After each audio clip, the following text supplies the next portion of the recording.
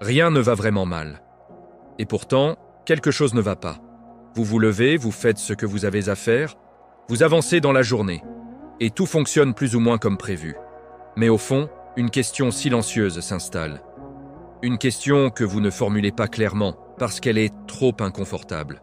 Vous avez l'impression que votre vie est en pause, comme si elle allait commencer plus tard.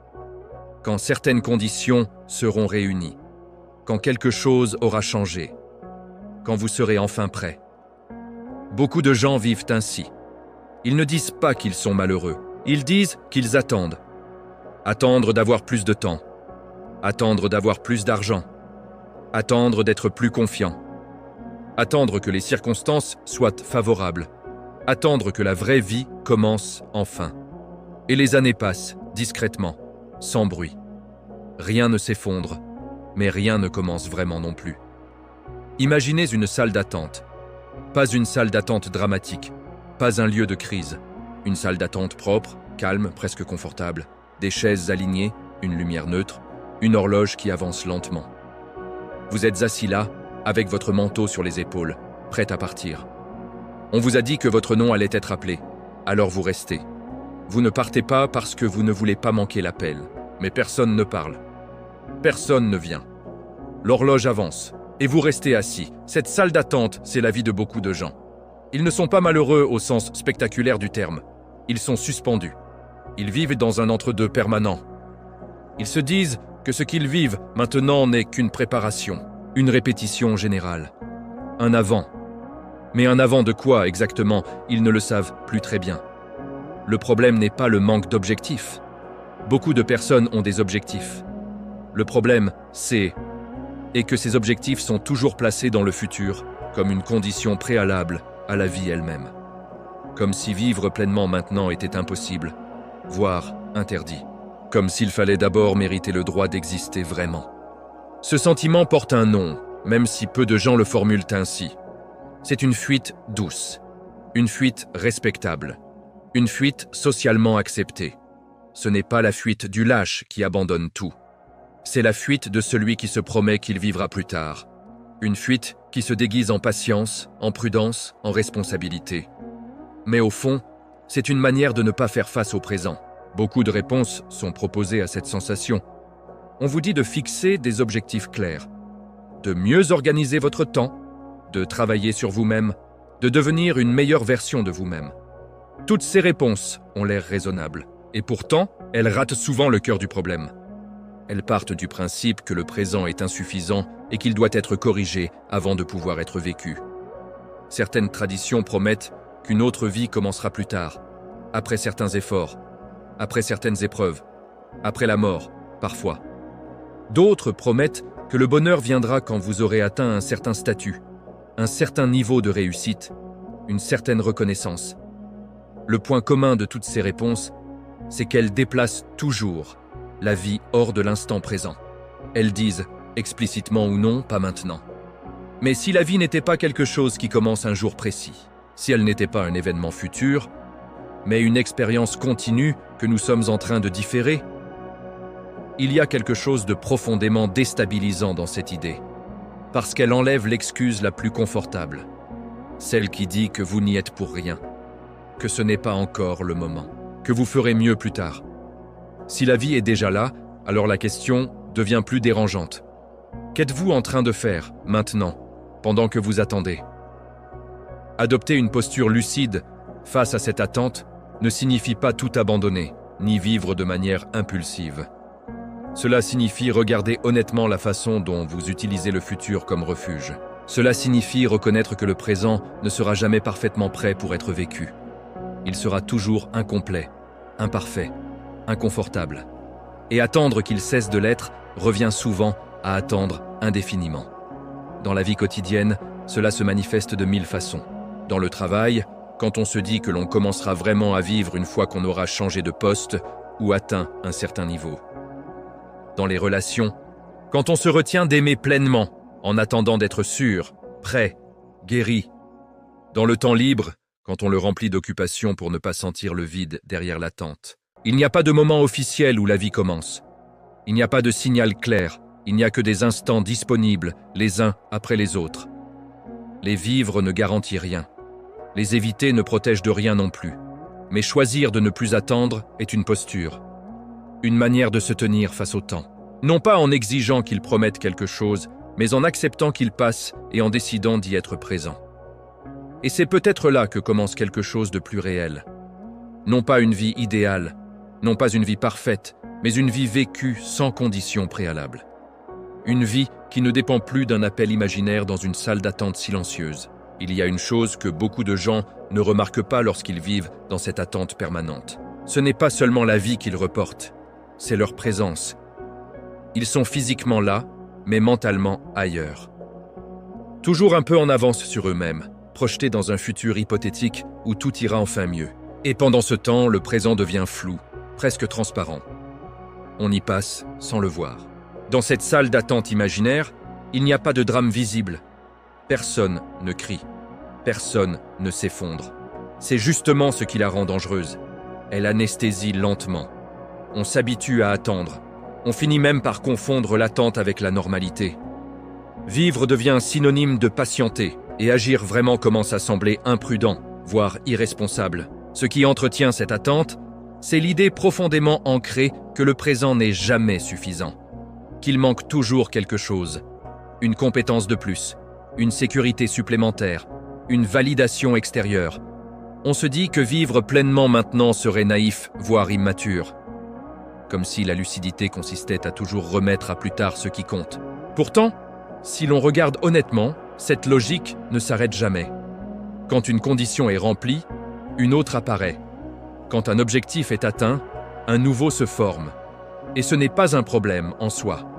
Le problème commence lorsque chaque étape est vécue uniquement comme un moyen, jamais comme une expérience. Quand chaque jour est sacrifié à un futur qui, lui, n'existe pas encore. Il y a une peur très précise derrière cette mécanique. La peur de vivre sans garantie. Attendre donne l'illusion du contrôle. Tant que vous attendez, vous pouvez vous dire que vous n'avez pas encore joué la partie. Que l'échec n'est pas vraiment un échec, puisque ce n'était pas encore la vraie tentative. Vivre pleinement, au contraire, expose. Cela rend vulnérable. Cela signifie accepter que ce que vous vivez maintenant compte vraiment.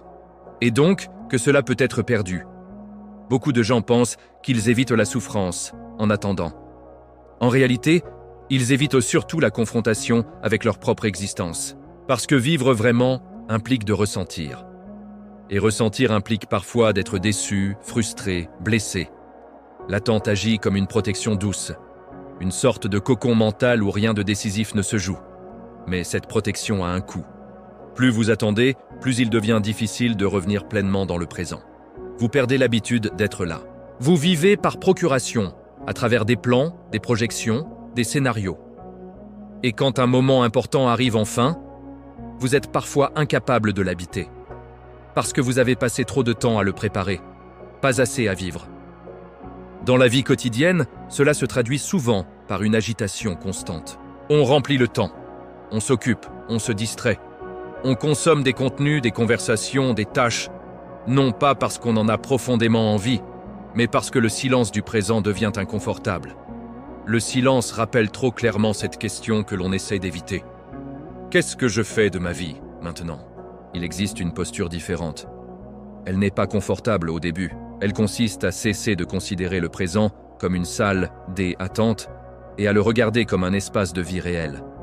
Pas idéal, pas achevé, mais réel. Cela ne veut pas dire renoncer aux projets ni aux améliorations futures.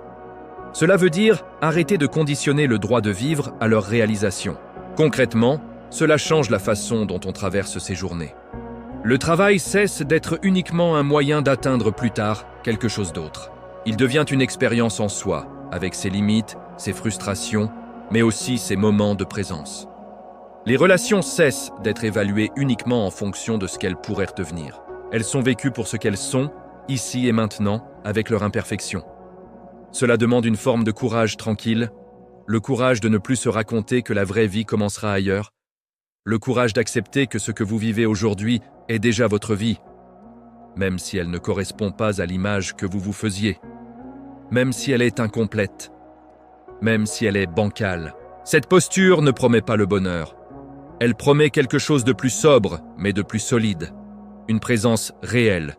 Une relation honnête au temps. Vous cessez de vivre en crédit sur l'avenir. Vous commencez à payer en conscience dans le présent. Ce n'est pas spectaculaire, c'est discret, mais c'est profondément transformateur. Et souvent, ce qui empêche ce basculement, ce n'est pas le manque de temps ou de ressources, c'est une croyance silencieuse. La croyance que vivre maintenant serait un gaspillage, si ce n'est pas parfait. Comme si l'imperfection disqualifiait l'expérience. Comme si la vie devait mériter d'être vécue. Regarder cette croyance en face, c'est déjà sortir partiellement de la salle d'attente. C'est reconnaître que le temps ne s'ouvre pas comme une porte automatique. Il s'écoule, que vous soyez prêt ou non. Et que chaque instant non vécu consciemment n'est pas conservé pour plus tard. Il disparaît simplement. Il y a une autre dimension de cette attente que l'on évoque rarement. Elle touche à l'identité. Quand vous vivez en permanence dans le futur, vous finissez par vous définir non pas par ce que vous êtes, mais par ce que vous serez. Vous devenez une promesse, un projet, une version inachevée de vous-même. Et cette version future devient plus réelle que la personne que vous êtes aujourd'hui. Beaucoup de gens parlent ainsi. Ils disent « plus tard je serai, un jour je ferai. Quand j'aurai réglé ça, je pourrai enfin. » Leur langage trahit une dissociation subtile. Le présent est vécu comme un brouillon. Quelque chose de provisoire, presque sans valeur propre. On tolère sa vie actuelle comme on tolère une mauvaise étape, en attendant la vraie.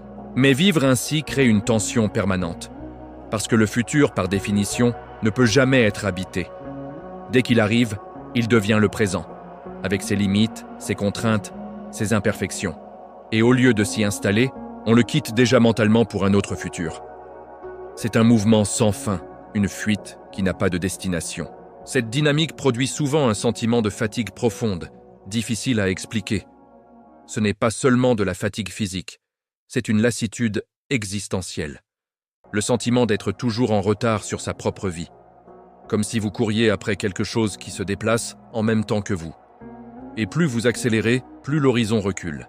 Il est important de comprendre que cette attente n'est pas un défaut personnel. Elle est largement encouragée. La société valorise ceux qui se projettent, qui planifient, qui optimisent. On vous apprend très tôt à penser en termes d'objectifs, de trajectoire, de rendement. On parle peu de présence, peu de manière d'habiter ce qui est déjà là, comme si vivre maintenant était secondaire par rapport à devenir quelqu'un plus tard. Mais à force de vivre dans cette logique, on oublie une chose simple. Vous n'êtes jamais que ce que vous vivez, moment après moment. Il n'existe pas de version future de vous qui viendra un jour récupérer le temps que vous avez mis de côté. Il n'y a que vous, ici, maintenant, avec ce que vous ressentez, ce que vous percevez, ce que vous traversez. Adopter une posture plus lucide face à cette réalité ne signifie pas renoncer à toute ambition. Cela signifie cesser de confondre ambition et fuite. Vous pouvez vouloir évoluer, changer, construire, sans pour autant considérer votre vie actuelle comme une simple zone d'attente. Vous pouvez marcher vers quelque chose sans refuser d'être là pendant que vous marchez. Dans la vie quotidienne, cela demande une attention particulière aux petits gestes. Pas au sens d'une recherche de bonheur artificiel, mais au sens d'une reconnaissance. Reconnaître que ce moment que vous vivez est un fragment irréversible de votre existence.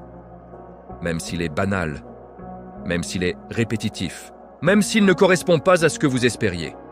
Beaucoup de gens se disent qu'ils commenceront à être présents quand leur situation sera plus stable. Mais la stabilité est rarement un état durable. C'est une transition, un équilibre provisoire entre deux déséquilibres. Attendre la stabilité pour vivre revient souvent à attendre quelque chose qui ne s'installe jamais vraiment. Il y a aussi une peur plus profonde encore. La peur que, si vous cessez d'attendre, vous découvriez que rien de spectaculaire n'arrive. Que la vie, une fois vécue sans condition, est simple, parfois monotone, parfois ordinaire. Et cette idée peut être décevante pour ceux qui espéraient une révélation, un moment décisif, une bascule nette. Mais cette simplicité n'est pas un échec. Elle est la texture même de l'existence. Vivre n'est pas une succession de sommets, c'est une continuité. Et refuser cette continuité au profit d'un futur imaginaire, c'est refuser la seule chose qui soit réellement disponible. Il arrive alors un moment, parfois tardif, où certaines personnes regardent en arrière et réalisent que elles ont passé leur vie à se préparer à vivre. Elles ont été prudentes, responsables, raisonnables. Et pourtant, quelque chose leur échappe. Ce n'est pas un regret précis. C'est une sensation diffuse, celle d'avoir été absent de sa propre trajectoire. Cette prise de conscience peut être douloureuse, mais elle peut aussi être un point de bascule, pas vers une vie radicalement différente, mais vers une manière différente de la traverser. Une manière moins conditionnelle, moins suspendue, plus incarnée. Cesser d'attendre ne signifie pas se précipiter. Cela signifie être là. Accepter que la vie ne se présente pas sous la forme d'un événement majeur, mais sous celle d'une succession d'instants imparfaits. Et décider que ces instants méritent votre attention, même sans promesse. Il y a un moment précis où l'attente commence à se fissurer. Ce n'est pas un événement spectaculaire. Ce n'est pas une révélation soudaine. C'est souvent un instant très simple, presque banal. Un instant où vous réalisez que le futur que vous attendiez n'est plus aussi clair qu'avant, que les promesses qu'il portait se sont affaiblies, et que, malgré tout, vous êtes toujours là. Ce moment peut surgir après une déception, un objectif atteint qui ne procure pas la sensation espérée, un changement de situation qui n'apporte pas la paix attendue, ou parfois, sans raison apparente, simplement parce que le temps a passé. Ce que vous attendiez avec tant de conviction ne produit plus l'effet imaginé. Et soudain, la question revient, plus nue. Si ce n'est pas maintenant, quand exactement la vie est-elle censée commencer? À ce stade, beaucoup de personnes cherchent une nouvelle promesse. Elles remplacent une attente par une autre. Un nouveau projet, une nouvelle version d'elle-même, une nouvelle condition à remplir. C'est compréhensible. L'esprit préfère toujours une attente à un vide. Mais ce mouvement perpétuel empêche de regarder une possibilité plus dérangeante. Et si le problème n'était pas ce que vous attendez, mais le fait même d'attendre? Accepter cette idée demande une forme de renoncement. Pas un renoncement au projet ou au désir, mais un renoncement à l'illusion qu'un futur précis viendra donner un sens définitif à votre existence. Ce renoncement est difficile parce qu'il enlève une structure rassurante. Il vous place face à un temps ouvert, sans garantie. Mais c'est aussi ce qui rend une autre posture possible. Quand vous cessez d'attendre que la vie commence, vous cessez aussi de la juger en permanence. Vous arrêtez de mesurer chaque instant à l'aune de ce qu'il devrait être. Vous commencez à le rencontrer tel qu'il est. Et cela change subtilement votre relation au réel. Les choses ne deviennent pas miraculeusement plus faciles, mais elles deviennent plus présentes. Dans le travail, cela peut signifier cesser de vivre chaque journée comme un simple moyen pour atteindre un poste futur. Non pas renoncer à évoluer, mais reconnaître que ce que vous faites maintenant occupe déjà une part réelle de votre existence, et que la traversée en étant absent ne vous rapproche pas davantage de quoi que ce soit. Dans les relations, cela peut signifier arrêter d'aimer à moitié en attendant une certitude absolue. Arrêter de se retenir par peur que cela ne dure pas. Toute relation est fragile. Toute relation est temporaire à sa manière. Vivre en attendant une garantie émotionnelle parfaite revient souvent à ne jamais s'engager vraiment dans ce qui est là. Même dans la solitude, cette posture change quelque chose. Être seul cesse d'être uniquement un manque à combler plus tard. Cela devient un état à traverser consciemment. Un espace où vous pouvez vous rencontrer sans projet immédiat de transformation. Ce n'est pas toujours agréable, mais c'est réel. Et le réel, lorsqu'il est regardé sans fuite, a une densité particulière. Ce basculement n'est pas spectaculaire parce qu'il ne produit pas d'excitation. Il produit plutôt une forme de sobriété, une manière plus simple d'être au monde. Vous cessez de demander au temps de vous promettre quelque chose. Vous cessez aussi de vous promettre que tout ira mieux un jour. Vous acceptez que la vie se déroule sans scénario préécrit. Beaucoup de personnes craignent que cette attitude mène à la résignation. En réalité, c'est souvent l'inverse. Attendre indéfiniment épuise. Être présent libère une énergie différente, une énergie moins tendue, moins tournée vers le contrôle. Vous agissez non plus pour atteindre un futur idéalisé, mais parce que l'action elle-même fait partie de l'expérience d'être vivant. Il y a alors un changement subtil dans la façon dont vous percevez le temps. Il n'est plus un obstacle à franchir pour arriver quelque part. Il devient un espace à habiter, Chaque journée n'est plus évaluée uniquement en fonction de ce qu'elle vous rapproche ou non d'un objectif. Elle est vécue pour ce qu'elle contient, même si ce contenu est modeste. Ce n'est pas une invitation à l'immobilité, c'est une invitation à marcher sans vous absenter de vous-même, à avancer sans vous projeter constamment hors de l'instant, à reconnaître que la vie ne se trouve pas à la fin d'un parcours, mais dans le parcours lui-même, avec ses détours, ses répétitions, ses lenteurs. Et souvent, c'est à ce moment-là que quelque chose d'inattendu apparaît. Non pas une révélation grandiose, mais une forme de paix discrète. La paix de ne plus se dire que l'on est en retard. La paix de ne plus se considérer comme une version inachevée de soi. La paix de reconnaître que ce que vous vivez maintenant, aussi imparfait soit-il, est déjà votre vie. À ce stade, une question surgit souvent, presque malgré soi. Si je cesse d'attendre, que me reste-t-il vraiment ? Si je n'oriente plus ma vie vers un futur idéalisé, est-ce que je ne risque pas de tomber dans une forme de vide ? Cette inquiétude est légitime, parce que l'attente ne sert pas seulement à différer la vie, elle sert aussi à la remplir artificiellement de promesses. Sans elle, le présent apparaît dans toute sa nudité. Mais ce vide apparent n'est pas une absence. C'est un espace que beaucoup de gens n'ont jamais vraiment exploré parce qu'ils l'ont toujours recouvert de projets, de distractions, d'objectifs. Lorsque ces couches tombent, ce qui reste peut sembler déroutant. Mais c'est aussi là que quelque chose de plus authentique peut émerger. Cesser d'attendre ne signifie pas savoir exactement quoi faire de sa vie. Cela signifie accepter de ne pas le savoir complètement. Accepter l'incertitude comme une condition normale, pas comme un défaut à corriger.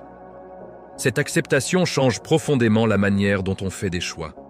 On ne choisit plus uniquement pour garantir un résultat futur. On choisit aussi en fonction de ce que l'on est capable de vivre maintenant.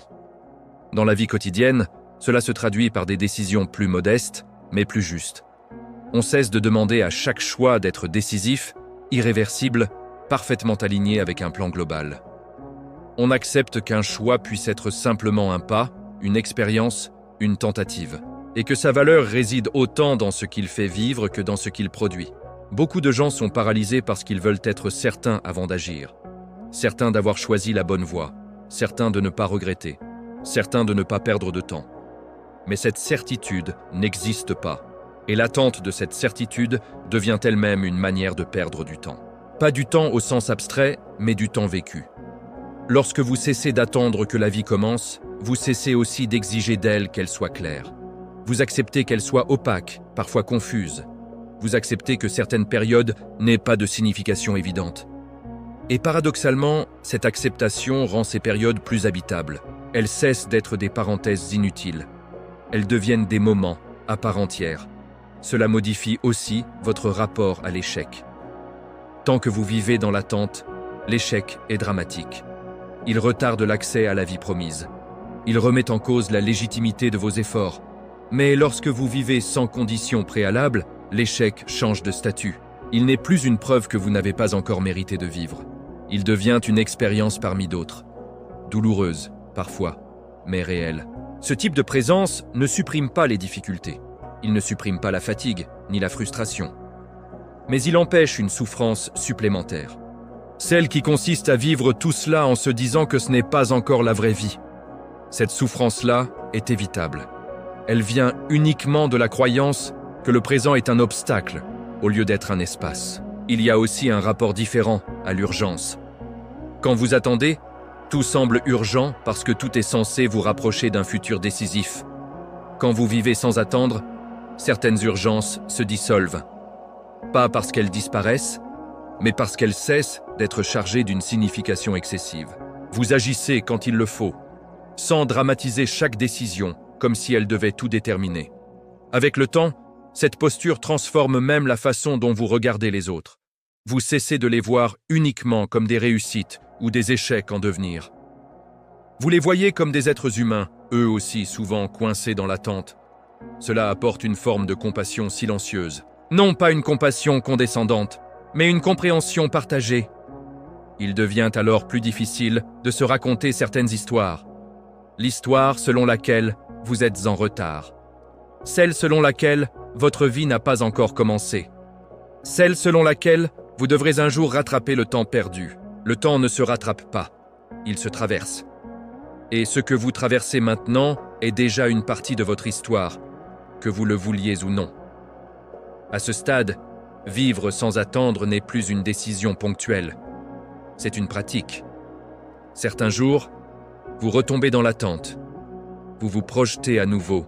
Vous vous dites que plus tard, ce sera mieux. Et ce n'est pas grave. La différence, c'est que vous le remarquez. Et cette lucidité vous permet de revenir encore et encore à ce qui est là. Il n'y a pas de point d'arrivée. Pas de moment où vous pouvez dire que vous avez définitivement cessé d'attendre. Mais il y a une orientation, une manière de se tourner vers le présent au lieu de le fuir. Et cette orientation, même imparfaite, modifie profondément la texture de la vie. Il y a une image qui revient souvent quand on cesse d'attendre, celle d'un chemin sans panneau final. Un chemin qui ne promet pas de destination claire, mais qui existe néanmoins sous vos pieds.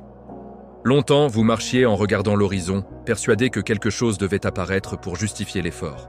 Et puis, à un moment, vous baissez les yeux. Vous remarquez le sol, le pas que vous faites, le souffle qui accompagne le mouvement. Et vous comprenez que marcher n'a jamais dépendu de l'arrivée. Vivre sans attendre, c'est un peu cela. Marcher sans exiger que le chemin vous explique pourquoi. Avancer sans transformer chaque pas en investissement pour un futur idéalisé. Accepter que ce que vous vivez maintenant ne sera peut-être jamais spectaculaire, mais qu'il est réel, et que cette réalité mérite votre présence. Il y a quelque chose de profondément apaisant dans cette reconnaissance. Pas un apaisement euphorique, plutôt un allègement. Vous n'avez plus besoin de vous raconter que votre vie est en suspens. Vous n'avez plus besoin de vous comparer à une version future de vous-même qui aurait enfin le droit d'exister pleinement. Vous êtes là, et c'est suffisant pour commencer à vivre autrement. Cela ne transforme pas magiquement les circonstances. Les contraintes restent, les responsabilités restent, les zones d'inconfort restent. Mais elles cessent d'être des excuses pour différer indéfiniment votre présence. Elles deviennent des éléments de votre vie, pas des barrières à son commencement. Il y a alors une forme de cohérence intérieure qui s'installe. Vos choix ne sont plus uniquement dictés par la peur de rater quelque chose plus tard. Ils sont guidés par une question plus simple, mais plus exigeante. Est-ce que je suis présent à ce que je fais? Est-ce que je vis cette part de ma vie ou est-ce que je suis déjà ailleurs, mentalement? Cette question ne juge pas. Elle ne condamne pas. Elle ramène simplement à l'essentiel, à ce que vous êtes en train de vivre maintenant. Et chaque fois que vous y revenez, même brièvement, vous sortez un peu plus de la salle d'attente. Peut-être que la vie ne commencera jamais comme vous l'imaginiez. Peut-être qu'il n'y aura pas de moment clair où tout s'aligne, où tout devient évident. Mais peut-être que ce n'est pas un problème. Peut-être que la vie n'est pas quelque chose qui commence, mais quelque chose qui se traverse. Sans garantie, sans promesse finale, mais avec la possibilité, à chaque instant, d'y être vraiment. Cesser d'attendre ne signifie pas renoncer à espérer. Cela signifie espérer autrement.